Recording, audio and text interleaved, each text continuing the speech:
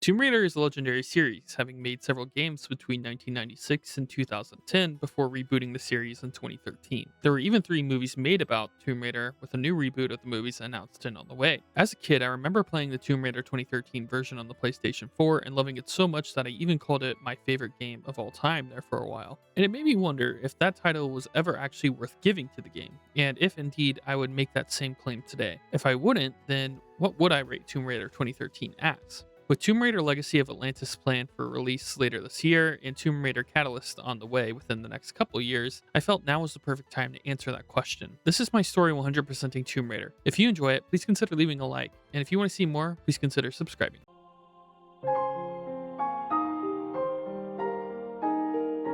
We start out in an opening scene where we're in a boat crash. We fall off the boat and wash ashore and see our friends bickering. We shout to them, but they don't hear us. Instead, we get knocked out by someone else and dragged into a cave. In the cave, we see some oddities, dead bodies, ritual like shrines, and it's clear that this individual living here seems to be a cannibal. Attempting to escape, we eventually get caught by the owner of this cave before escaping him narrowly, thus allowing us to make an exit. We make our way to somewhere safer and find a bag from our friends along the way. Inside is a match and a video camera. We grab them and attempt to make our way to a campground as the rain picks up. We eventually find somewhere to rest at and camp, and try to communicate over the walkie talkie to anyone, but no one responds. Instead, we watch some footage on our camera. It's here we find some background information. We're Lara Croft, and we're part of an expedition to find the lost island of Yamatai, which was ruled by the Sun Queen, Himiko. In the video, there's a split decision. One side wants to go to the west, and one side wants to go to the east and search for Yamatai. But the arguments for both sides is that, well, nobody's looking east. However, the people wishing to go west were overridden and we went east. But the east is also the most dangerous part of the sea, known as the Dragon's Triangle, which boasts great storms. This is likely how we ended up crash landed on the island. We get up and need to look for something to eat. We find a bow off a dead guy and hunt down a deer. We return to our camp to cook the meat we got, and as we do, we get a transmission over our walkie talkie from Roth, the leader of our expedition. Roth tells Laura that everyone is regrouping on him and that he had sent out a distress signal on their ship, the Endurance, before it wrecked. He won't be able to leave to get us, so we need to get to him. We enter this shack where we hear some odd music through the door, which closes behind us, forcing us to go to the basement. We see some more ritual like writings and shrines as well as dead bodies. We find a pickaxe down here and we move forward.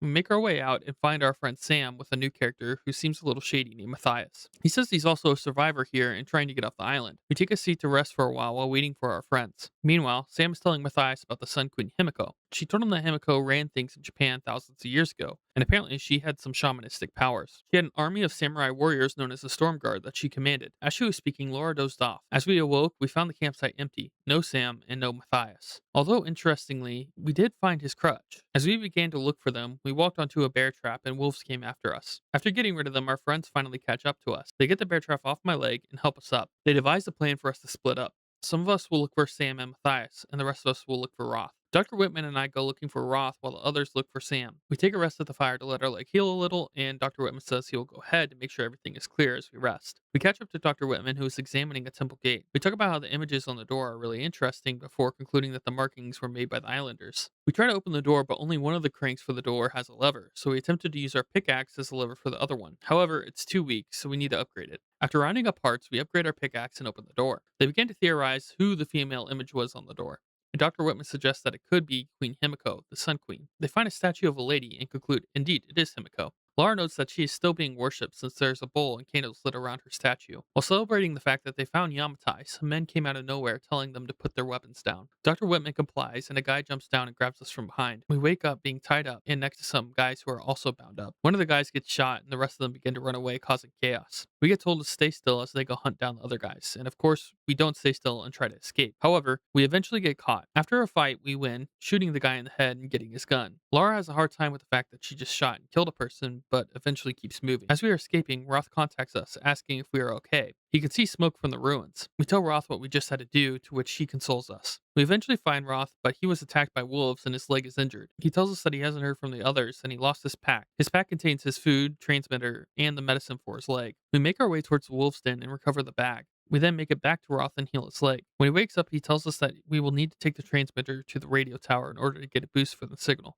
He tells us that we can do it because we're a Croft and hands us an upgraded pickaxe. and we head on our way. We make our way to the top of the mountain towards the radio tower and face plenty of resistance along the way. Reyes, who is one of our crewmates, also gives us a call. She hasn't seen Sam yet and is still looking. We let her know we're going to broadcast a signal from the radio tower, and Alex, another crewmate, tells us that we will need to look for a communications control in order to broadcast it. We make it to another campsite and take a rest. While we are here, we decide to look at more of the footage on the old camcorder. This time around, we get a better insight into the dynamics of the team and get some funny moments. Alex is sitting on Reyes' daughter before being taught a lesson because she's 14. Should you have a seat over in that chair, please? Grim telling old fishing stories, and Dr. Whitman failing to learn how to gut a fish. Finally, we end with a video of Lara and Roth talking about how Roth believes Lara has good instincts. We then continue on our way, fighting more baddies and eventually make it closer to the console. However, the console is destroyed, and so Alex tells us that we'll have to transmit it manually, and the board is usually at the top of the tower. So we continue on our way up, fighting more fellows. We eventually make it to the tower, climb it, and transmit our distress signal. We get an immediate response from a pilot who is nearby searching for us. Everyone immediately starts celebrating, but first we need to start a huge fire for a signal for the plane. We blow up some tanks and the plane begins coming to rescue us. However,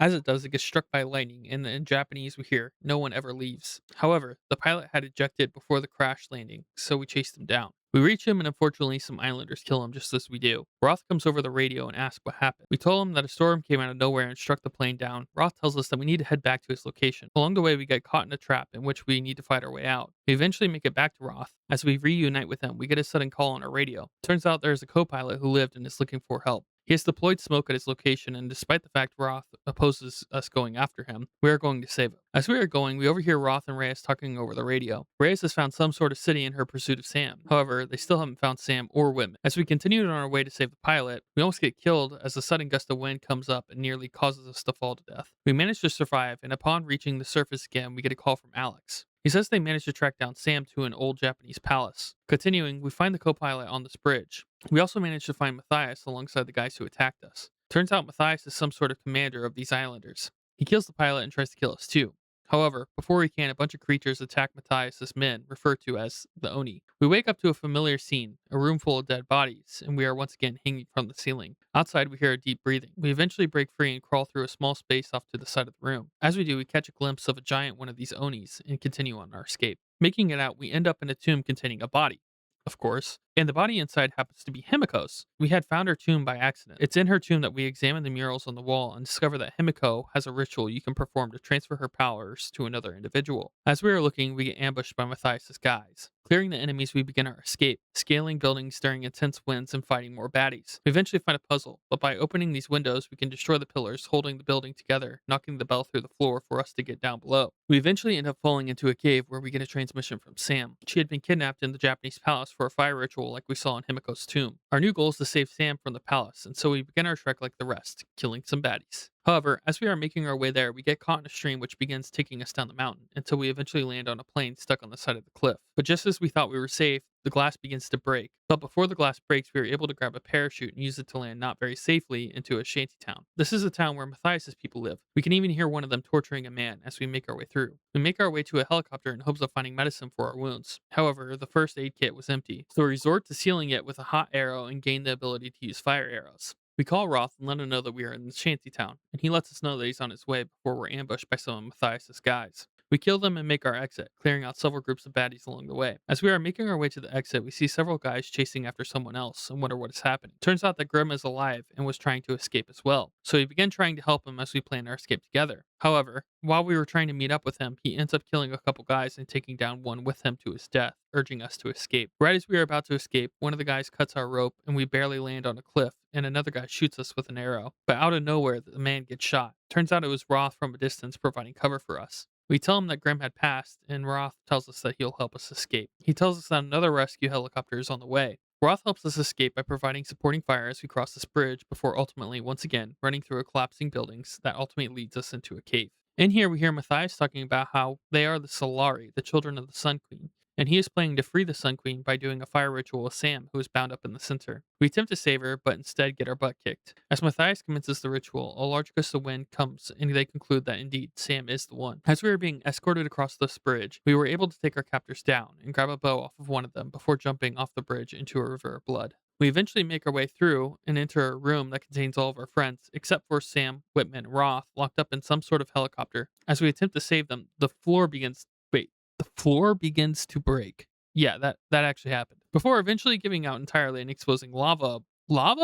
Yeah, lava below us. Okay. We were able to just barely save our friends, but we ended up separated, and so we needed to make an exit. We make our way through the village as it is burning down and find a room belonging to Matthias. And he has several notes on Himiko and beliefs surrounding her. We eventually run into Dr. Whitman, and on our way out, he talks about how the Solari are an anthropological marvel. However, these people are crazy. He tells us to go forward and that he'll watch our back. Moving forward, we find Matthias and Sam again. Matthias leaves, asking his men to guard Sam. We were able to save Sam, and as we begin looking for Whitman, he comes around the corner telling us to run. In all the commotion, we once again get separated from Whitman and Sam. The guy who was guarding Sam happened to be the one who had all of our weapons, so we got them back and made our escape. We eventually find Sam again and tell her to go find Roth and not to get into the helicopter. We continue and try to make our escape through the giant bridge. As we do, Matthias gives orders to destroy the bridge, and in the process kills many of his own guys. We eventually make it to the top of a building where the helicopter is with Roth, and we hop on it. We tell the pilot that we must land and even threaten him at gunpoint. He finally agrees, but the plane gets struck and we crash. Roth saves us by pulling us out of the wreckage and shooting Matthias' guys who had chased us down, before ultimately being killed by Matthias, who threw an axe at him. Before he died, he took some shots at Matthias, and Matthias ran away. The rest of the crew all met up with us, and for the first time, we were all together again, apart from Whitman. We gave Roth a proper burial and began forming a plan to escape. The crew came up with a plan to fix a boat and escape, but we warned them that this is not possible, because there's some sort of curse on this island, but they don't listen to us. Upon reflection, we realize that the curse is coming from the Sun Queen, and so the key must lie with the storm guard in Himiko's tomb. We're going to use the boat to go inland into the monastery. We eventually make it to another cave that we need to crawl through in order to make it to the beach. We eventually make it through to the shanty town again, where we were able to get a ride on a makeshift cable car ride. As we were riding down, we called Sam about our suspicions. We can't leave the island because something is going on. We're going to fix the boat and go to the monastery instead. About halfway through the ride, the cable car gets stalled, but thankfully there's a couple towers here and we can jump onto one. We end up getting ambushed and fight off Matthias' guys for a while before eventually escaping through a river. Thankfully, the river led us straight to the beach where we were able to reunite with our friends.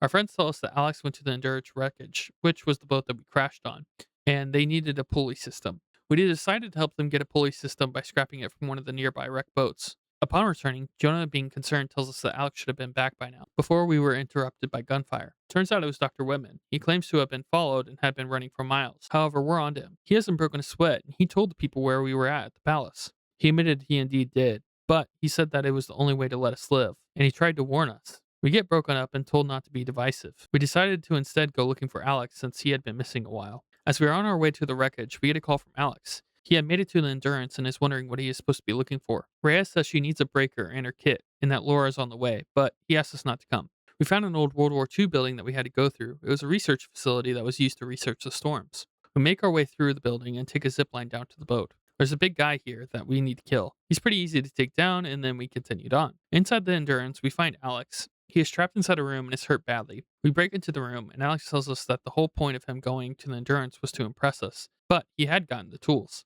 We began to be ambushed, and Alex says he won't make it out. Let him be the hero, and take the tools and escape. So we do. We make our way back and give the tools to Reyes and inform them that Alex has passed. Reyes takes this opportunity to blame his death, Grimm's death, and Roth's deaths on us, before getting yelled at by the crew. Reyes says they can leave at high tide, but we decided to let Reyes know that we can't. Reyes pushes back before the rest of the crew speaks up. Apparently they agree with us, that there is something going on here. We decide to investigate these old ruins to see if we can find more information out. We make our way through the old research base, which ends up connecting to a tomb. The general of Himiko's storm guard had died by his own hand and left a note stating the failure to protect the last Sun Queen, who took her own life.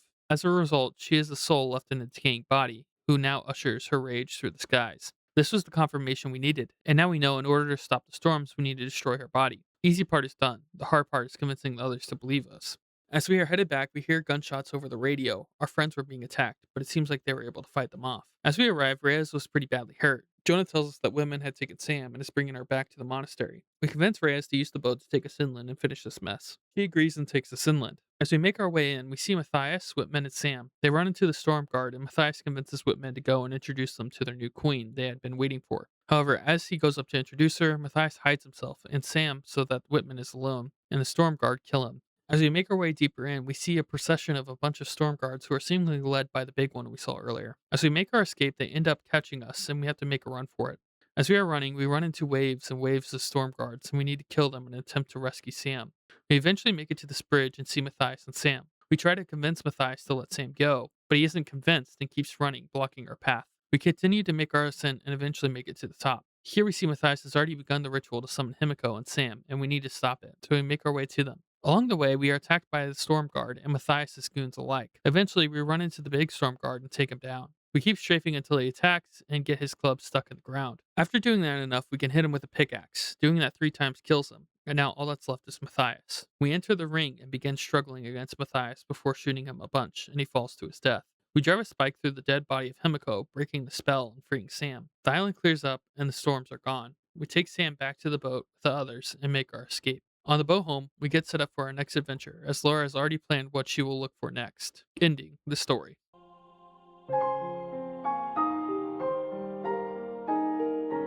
There is one DLC for the original Tomb Raider 2013 game, but it's just one tomb, and there's no story or anything really interesting about it. I'm not sure what exactly they were going for, but to me, I get a Star Wars vibe, like when Luke encounters Yoda. This tomb happened to be extremely glitchy for me. I tried time and time again to do it, but the tree kept getting stuck in the plane thing. And as I would try to climb it, you're supposed to just be able to go through it and then climb up more, but I couldn't because the tree would just keep kicking me out, and eventually I just had to, like, glitch my way through it until I did it. It took me, like, an hour to do, and I completed the tomb, like, 4 times, and it just kept glitching, so in order to get 100%, you have to go through and find all sorts of random things. You need to complete the story, you need to find GPS caches, documents, relics, and complete all the challenges and tombs in order to 100% the game. I did all that, and to be honest with you, it was pretty boring, and so I'll spare you the grief of watching me collect all of it. But there were some pretty interesting things. There was a princess picked out to take Himiko's place, and she took her own life in order to prevent Himiko from actually continuing on, which is who the Stormguard general was referring to when he said that he let her die. We also find out that Matthias had crash landed here like all of us and had been here for like 20 years or something crazy like that. And as a result, he just over time learned how to survive and began to build a coalition of people that were loyal to him and pretty much kill anybody who was not. We also learned through the journals that Reyes and Roth were dating, and actually Reyes' kid, that's 14 that Alex hit on, yeah, she's actually Roth's daughter as well. But besides all of that, it was pretty basic stuff and not really worth mentioning. To give a quick and fair review of the game to figure out whether or not I would still consider this my favorite game of all time, I feel like we should start with the positives.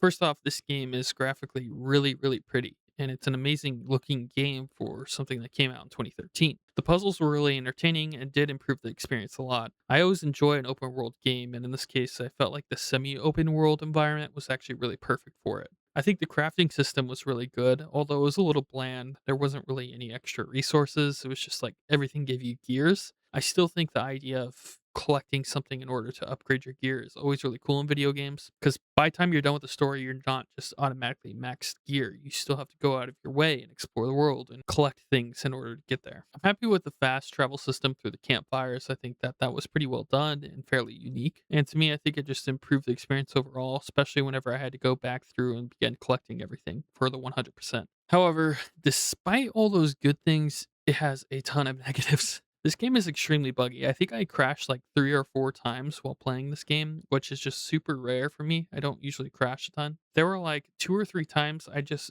jumped and fell through the entire map. There was one time I even like jumped into the side of a mountain and it no clipped me through and just launched me into oblivion. And it also seemed like the more and more you played the game, the more glitchy it got, which was really, really frustrating and annoying. The story of this game is really, really bland. I would pretty much consider it basically the bare minimum of what a story needs to be. None of the characters are fleshed out besides Lara. She's the only one that has any sort of arc. The rest of them you don't know anything about. Like who is Jonah? Why does he exist? Who is Roth to me? Why do I see him as a father figure? What happened to my dad? I don't understand what happened to my dad. Why am I all alone? And not to mention, Alex and Reyes and all these other characters. How do they actually play into the story in any sort of way? And Matthias just randomly like teleports everywhere, which is just kind of crazy. Or maybe we're the ones teleporting. I don't really know. But he just happens to be everywhere that we're at. The game is extremely repetitive. You can pretty easily guess that you're going to be running through collapsing buildings or on a bridge that's falling apart.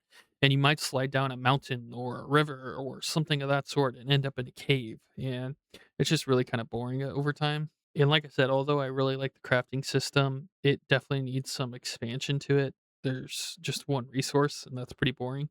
There's animals all over the place on this map, which is really cool, but besides the one time you hunt an animal at the very beginning of the game, there's really not a point to do it ever again, which is kind of weird why they would even introduce the system in the first place. In a lot of ways, this game feels half baked. In a lot of other ways, it feels really amazing.